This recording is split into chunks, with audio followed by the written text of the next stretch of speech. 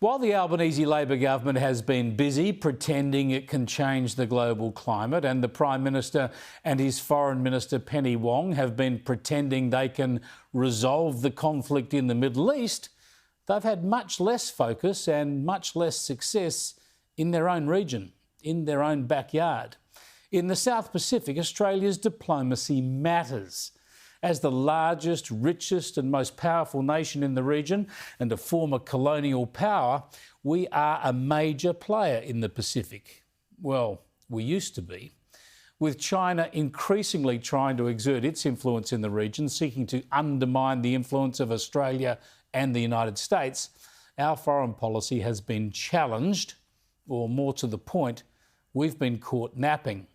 Albanese's rebuff on a security agreement with Vanuatu last week and his failure to get signatures on a defence treaty with the second largest Pacific nation after Australia, Papua New Guinea, this week, these are major embarrassments and they are worrying developments. Albanese initially said the wrangling over the PNG treaty was nothing to be worried about. They're all off celebrating. That's the thing. They all went to their respective homelands, and so they didn't have quorum at the cabinet meeting, and that's understandable.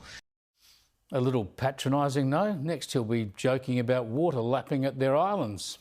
Then yesterday the PM realised he wasn't going to get his deal, but he still dismissed the concerns. Processes are important and sovereignty is important, and we respect it. And Papua New Guinea will go through its cabinet processes, but we have been agreed on the words in this treaty. If the PNG and Vanuatu agreements don't go ahead, if they fail permanently, if the situation can't be retrieved, this will be a foreign policy disaster for our country. It will mean Australia is shut out and China is filling the void in our backyard. Ask yourself what the media and political response would be if a coalition Prime Minister had gone to the region twice in 2 weeks and had initiatives rejected like this. The Canberra Press Gallery would have said they were hopeless, they would have been in a fever, and they would have been saying they were shunned by their neighbours. And Labor would have said the coalition was jeopardising regional security. We know that. But so far, most of the media commentary has been pretty mild for Albanese and Wong. Prime Minister Anthony Albanese has suffered another diplomatic stumble in the Pacific after failing to seal a major defence treaty with Papua New Guinea. In the strategic contest with China, not signing a deal with PNG is a setback for sure. His PNG meeting's not going to plan. The Mutual Defence Pact delayed, awaiting final approval by PNG's cabinet. The landmark Puk Defence Treaty agreed to in principle, yet to be approved by PNG's cabinet. The hold-up attributed to independence celebrations. This is more than a hold-up or a setback. This is not just things not going to plan or a stumble. This is the most serious crisis point in Australia's Pacific affairs for decades. These agreements simply must be rescued. There is no alternative.